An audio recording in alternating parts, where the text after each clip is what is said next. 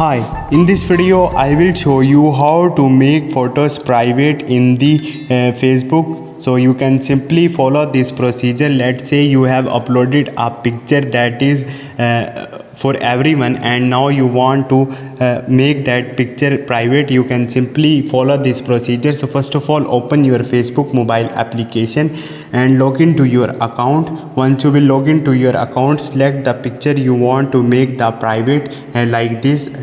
This picture is for everyone right now. So how you can make it private? Simply tap on it and you will see three dot icon on the right top. Tap on it and you will see edit post privacy option here. Tap on it and you have to click on the see more from here, and you will see a only me option.